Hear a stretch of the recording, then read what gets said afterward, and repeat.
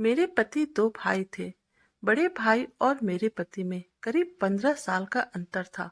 मेरे सास ससुर मेरे पति का जन्म होने के बाद ही एक एक्सीडेंट में मारे गए थे। तभी से मेरे बड़े जेठ जी ने ही मेरे पति को पाल पोस कर पढ़ा लिखा कर अपने पैरों पे खड़ा किया था। मैं अपने जेठ जी को ही अपना ससुर मानती थी, क्योंकि मेरे जेठ जी ने शादी नहीं की थी। घर पर मेरे जेठ जी और एक नौकरानी होती थी, जो कि मेरे साथ सोती थी। जब मैं सुबह उठती तो मेरे पेट पे काला रंग लगा होता था और मुझे पता ही नहीं चल पाता था कि मेरे पेट पे काला रंग कहाँ से आता है। एक दिन मैंने अपनी नौकरानी को नींद की दवा खिलाकर अपने जगह पर सुला दिया और मैं कमरे में छुप गई। अभी कुछ ही देर हुई थी कि मेरे जेठ जी आए और मुझे नौकरानी समझकर आज भी मेरे पेट पे वह काला रंग था। लगातार 20 दिनों से रोज मेरे पेट पे वह रंग नजर आ रहा था। उस काला रंग से मैं बहुत परेशान हो गई थी। कौन था जो रात में यह रंग मेरे पेट पे लगाता था? मैं जब नहाती तो वह रंग हल्का हो जाता। पहली बार जब मैंने यह रंग देखा तो सोचा कि शायद कहीं से लग गया होगा, लेकिन वही रंग रोज मेरे पेट पे नजर आ रहा था। अब तो मुझे कुछ शक होने लगा था, लेकिन मैं शक भी करती तो किस पर? मेरे घर में मेरे अलावा बस दो ही लोग थे। एक मेरे ससुर समान जेठ जी, दूसरे एक काम वाले लड़के जो मेरी उम्र की थी। बात यह थी कि मेरी शादी के बाद ही मेरे पति को वापस दूसरे देश जाना पड़ा था, क्योंकि वह वहीं पर जॉब करते थे। मेरे ससुराल में मेरे जेठ ही थे। सास ससुर का पहले ही मृत्यु हो चुकी थी और मेरे जेठ जी ने ही मेरे पति को पाल पोस कर बड़ा किया था। पति दूसरे देश में जॉब करते थे और मुझे कहते थे कि तुम्हारा वीजा लगाकर तुम्हें भी अपने पास बुला लूंगा। मैं अपने पति के जाने से बहुत उदास थी। घर में एक ही नौकरानी थी जो दिन रात वहीं रहती थी, वरना तो घर में मैं और जेठ जी अकेले होते थे। लोग तरह तरह की बातें ना बनाए, इसीलिए मेरे पति ने मेरी शादी से कुछ दिन पहले ही एक नौकरानी दिन रात के लिए रख दिए थे, जो हर काम करती थी और रात को मेरे साथ सो जाती थी। वह भी जवान लड़की थी। पहले तो मेरे जेठ जी का ज्यादातर समय अपने कमरे में ही गुजरता था या फिर टीवी देखकर। हॉल में भी वह तभी आते थे जब उन्हें नाश्ता या खाने की जरूरत होती थी। मेरे जेठ बहुत अलग किस्म के थे और सक्की मिजाज के आदमी थे। खाना खाने से पहले हाथ धोते तो 15 मिनट तक हाथ धोते रहते थे। फिर बार बार हाथों को सूंघकर कहते, पता नहीं कौन सा हाथ ठीक से धुला है और कौन सा नहीं। फिर खाना खाते हुए टीवी देखते रहते। मुझसे वो ज्यादा बातें भी नहीं करते थे, बस काम होता तो बुला लेते थे, वरना आवाज न देते। मैं पूरे दिन उस नौकरानी से घर का काम करवाती और साथ साथ बातें भी करते रहती।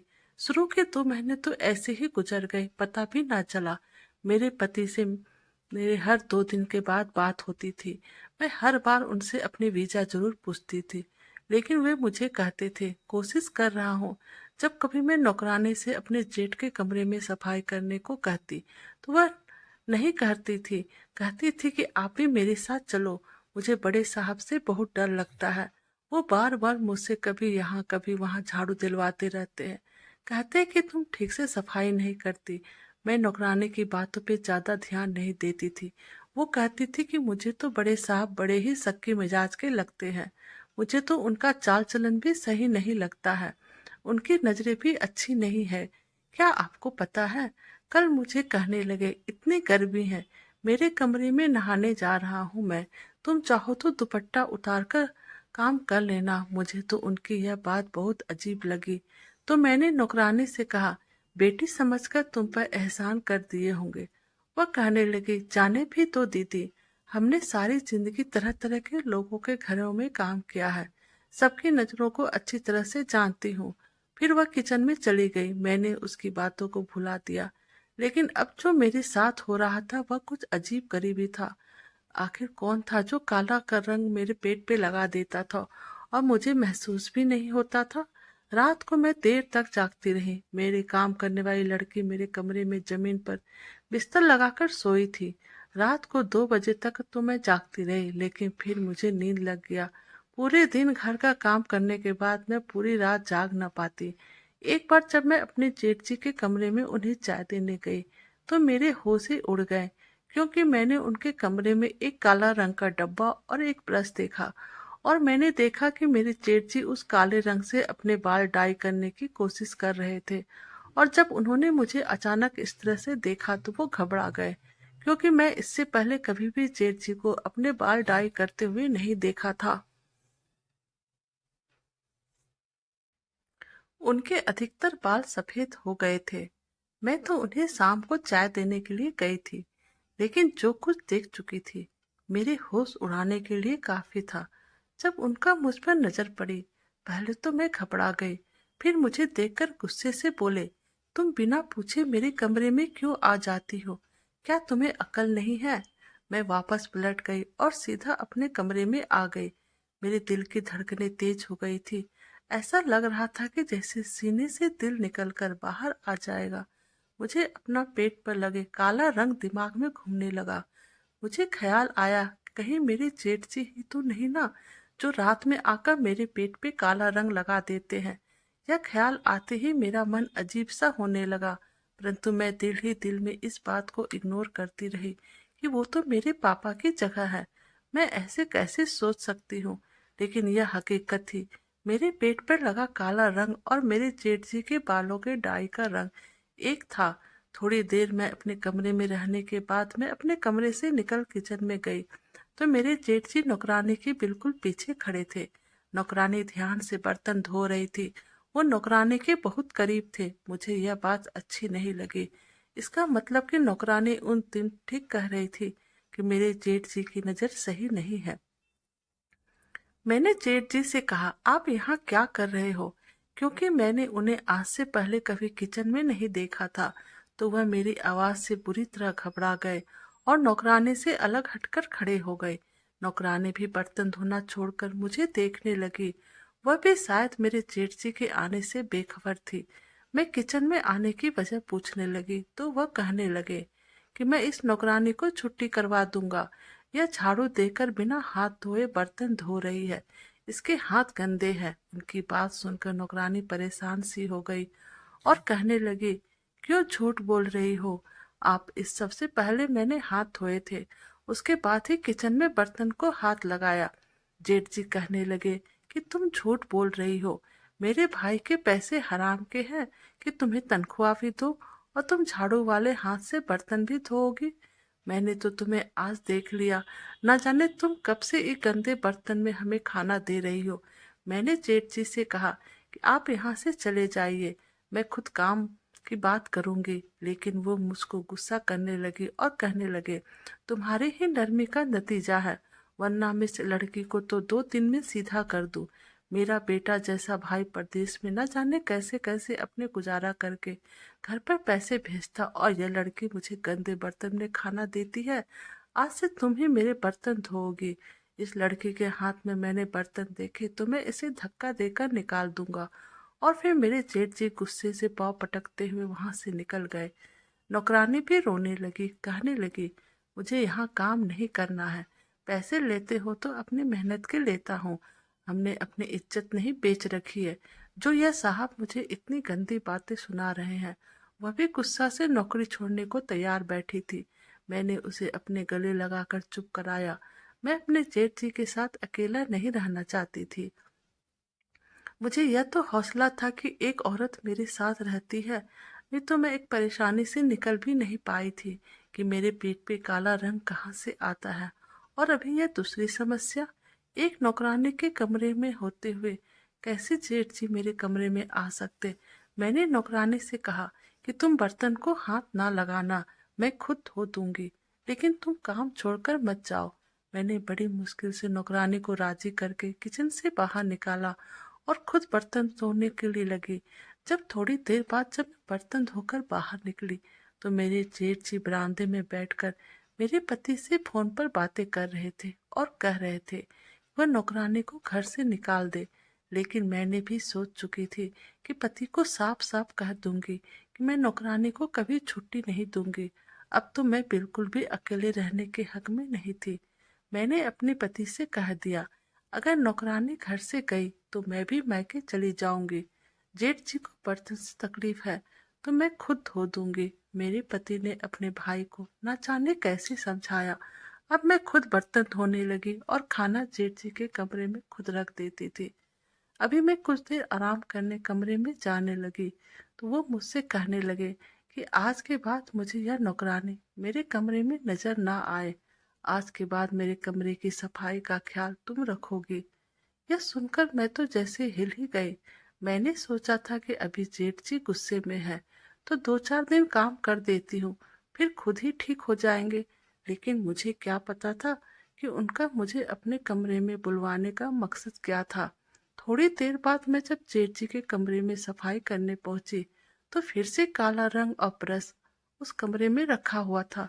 अचानक से मेरे पहुंचने पर जेठ जी मुझे देखकर जल्दी से वो काला रंग का डब्बा और ब्रश को दराज में रख दिए और सीधे होकर बैठ गए। मैंने कहा कि मैं सफाई कर देती हूँ। उन्होंने कहा हाँ कर दो। मैंने उनके बेड की चादर बदली और झाड़ू लगाने लगी, लेकिन वो बार बार मुझे ही देख रहे थे। एक बार भी उन्होंने मुझसे नजर नहीं हटाई थी और उनके इस तरह से देखने के कारण मैं कभी भी सुकून से काम नहीं कर सकती थी। मेरे हाथ भी घबराहट के मारे कांपने लगे। मैं बार बार दुपट्टे से अपने चेहरे पे आने वाला पसीना पोंछ रही थी और साथ साथ कालीन पे झाड़ू भी दे रही थी। और फिर तभी अचानक मेरे जेठ जी कुर्सी से उठकर मेरे पास आ गए और मेरे सामने खड़े हो गए। उन्होंने मेरे सामने यूं खड़ा देखकर मुझे भी खड़ा होना पड़ा। तो वो मुझे कहने लगे, इतनी गर्मी है, तुम अपना दुपट्टा उतार कर झाड़ू लगा लो। मैं तो वैसे भी वॉशरूम में नहाने जा रहा हूँ, कमरे में कोई नहीं है। वो बहुत ही धीमी आवाज में मुझसे बातें कर रहे थे। उनकी बात सुनकर मुझे हैरत हो रही थी, वरना वह हमेशा सख्ती आवाज में बात करते थे। मुझे नौकरानी की बात याद आ गई। मैंने कहा नहीं, मैं ठीक हूँ, मुझे अपना दुपट्टा हटाकर काम करने की आदत नहीं है। अभी मैं यह कह ही रही थी कि उन्होंने अपनी जेब से रुमाल निकाले और मेरे चेहरे से पसीना साफ करने लगे। मैं पीछे हटी तो वो भी कुछ घबरा से गए और फौरन अपने कमरे के वॉशरूम में चले गए। उनकी हरकतें देखकर मेरे दिल की यह हालत थी कि धड़कना ही भूल गया। मुझे तो अपने जेठ जी के कैरेक्टर पर शक होने लगा।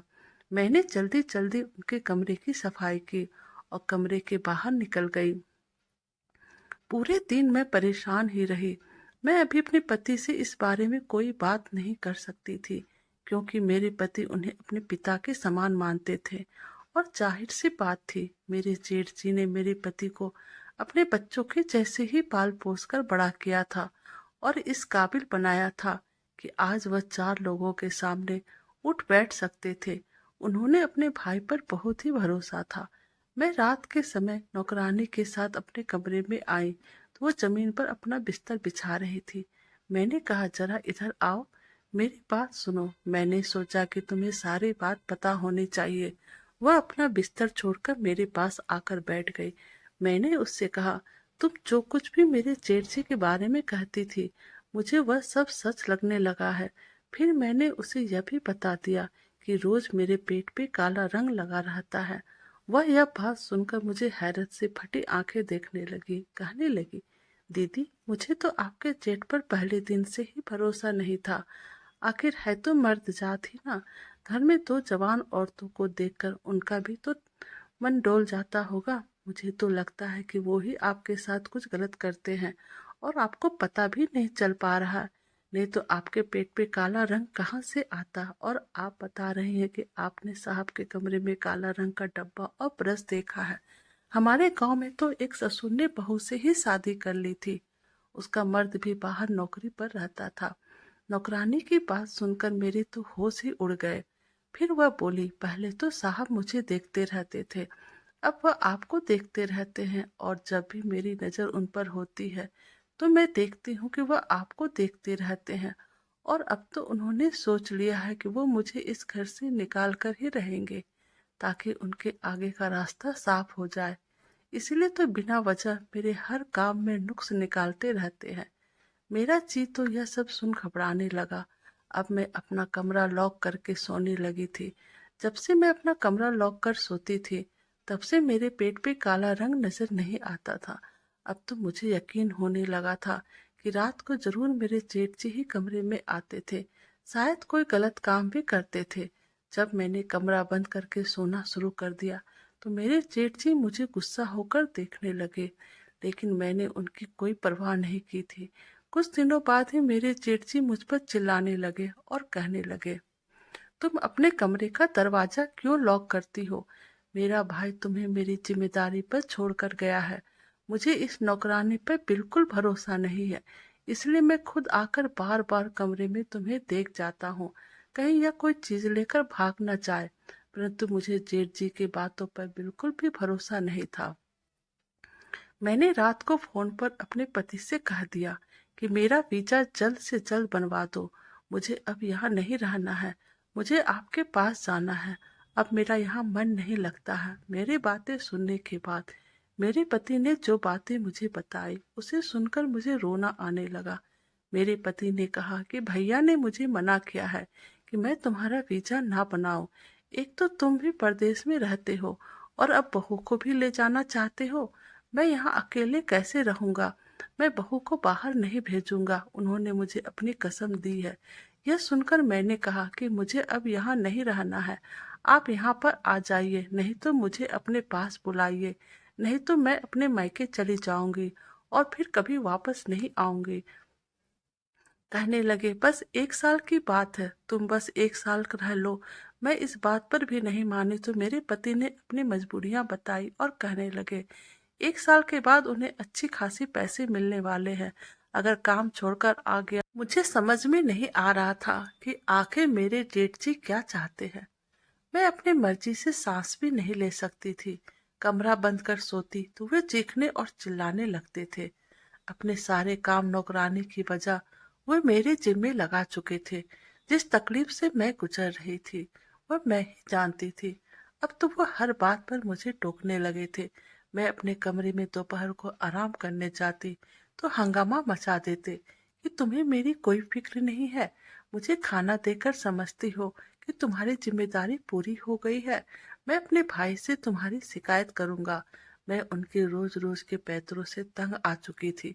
मैंने कहा कि आप बताइए मुझसे क्या काम है। मैं आपका कमरा खुद साफ करने लगी हूँ, आपके सारे काम खुद करती हूँ, खाना चाय सब समय पर देती हूँ। इसके अलावा मेरे और क्या जिम्मेदारी है?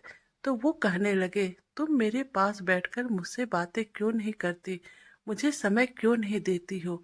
यह काम मेरे लिए बहुत मुश्किल था कि मैं बैठकर उनके साथ बातें करती। भला मैं उनसे क्या बातें कर सकती थी? उन्हें खुद ही यह सोचना चाहिए था। उनका कोई दोस्त भी न था कि वो घर से बाहर जाते या कोई दोस्त घर आते। गांव में भी उनसे सब लोग घबराते थे।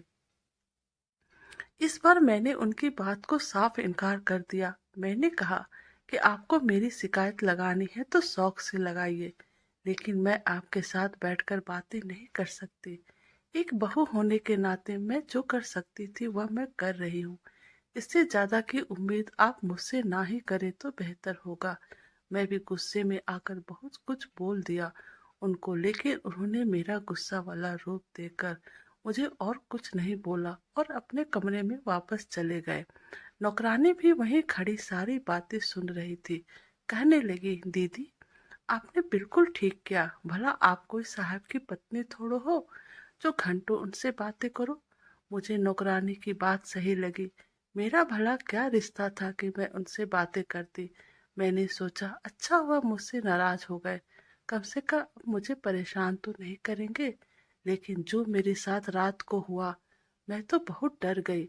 सुबह मेरे पेट पे काला रंग का निशान लगा था। नौकरानी अब तक सोई पड़ी थी। मैंने उसे बताया तो कहने लगी, मेरा सर भारी है, मुझे नींद आई जा रही है। रात भर तो मुझे होश नहीं रहा कि कहाँ सोई हूँ। और फिर कहने लगी, हाँ मुझे याद है रात को मेरे सर में हल्का सा दर्द था। साहब ने मुझे एक सर दर्द की गोली दी थी। कहने लगे, यह खा लो ठीक हो जाओगी। लेकिन ना जाने कि वह गोली खाते ही मुझे होश ही नहीं रहा और मैं सोने लगी। इसने तो गोली खाई थी लेकिन मैंने ऐसा कुछ नहीं खाया था। मुझे क्यों याद नहीं आता आखिर क्यों मेरे पेट पर यह काला रंग होता है। अब मैं भी सोच चुकी थी, अब मैं चुप नहीं रहूंगी। मैंने रात में नौकरानी को अपने बेड पर सुला दिया और खुद कमरे में पर्दे के पीछे छुप गई। जब रात को 2 बजे मेरे जेठ जी कमरे में आए और मेरे बेड के करीब आकर मेरे शरीर पर से चादर हटाने लगे तो नौकरानी ने झट से लाइट जला दी। तो मेरे जेठ जी पीछे हट गए और मुझे अपने पीछे देखकर हैरान हो गए और कमरे से बाहर निकल गए। मैं रस्सियों से बंधी हुई थी और मेरे हाथ पीछे बंधे हुए थे। मुंह भी रुमाल से बंधा था। मेरे आंखों से आंसू निकल रहे थे। दूसरे कुर्सी पर मेरे जेठ जी बैठे थे। उन्हें भी रस्सियों से बांधा हुआ था। सामने दो पहलवान खड़े थे और मेरे अलमारी से सारे सोने जेवर रुपया पैसा निकाला जा रहा था। वह नौकरानी भी उनके साथ खड़ी थी। सारा खेल उस नौकरानी का था। वह कहने लगी, वह जानबूझकर मेरे और जेठ जी के बीच शक पैदा करवाती थी। मेरे पेट पे काला रंग वही लगाती थी और मेरे जेठ जी को मेरे खिलाफ भड़काया करती थी कि आपकी बहू अच्छी नहीं है, आपको समय देने को तैयार नहीं है, इसलिए तो आपसे कोई बात नहीं करती है। क्योंकि वह अच्छी तरह जानती थी कि मेरे जेठ जी को सफाई पसंद है, इसलिए उनके सामने जानबूझकर झाड़ू वाले हाथों से बर्तन धोती थी। चाहती थी कि हम दोनों के बीच में लड़ाई हो जाए और वह अपना काम आसानी से कर सके। जब मैंने उसे अपना प्लान बताया तो उसने अपने दो गुंडों को बुला लिया। वह मुझे मेरे ससुर के कमरे में इकट्ठा करना चाहती थी और रात को उसने मेरे जेठ जी से कहा कि आपकी बहू मुझे अपनी जगह पर सुलाकर रात को किसी से मिलना चाहती है। अगर विश्वास ना हो तो रात को कमरे में आकर देख लेना। इसीलिए मेरे जेठ जी रात में कमरे में आए थे तो बेड के पास चादर हटाकर मुझे देखने लगे थे कि कौन सो रहा है। तभी उसने लाइट जला दी। मुझे कमरे में अपने पीछे देखकर वो वापस जाने लगे तो दरवाजे पे दो गुंडे खड़े थे जिनके हाथों में तेज धार चाकू था। गुंडों के कमरे में दाखिल होते ही नौकरानी उतर कर खड़ी हो गई और हम दोनों को रस्सियों से बांधकर सब कुछ चोरी करने लगी। अचानक यह हुआ कि उस रात मेरे पति वापस आ गए।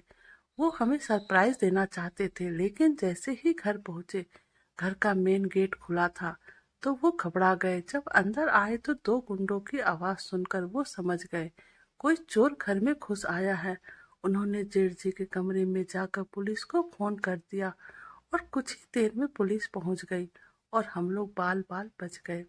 मेरे जेठ जी ने मेरे पति को वापस दूसरे देश जाने से सख्त मना कर दिया और कहा कि हम कम में गुजारा कर लेंगे, लेकिन किसी नौकर को दिन रात अपने घर में नहीं रखेंगे।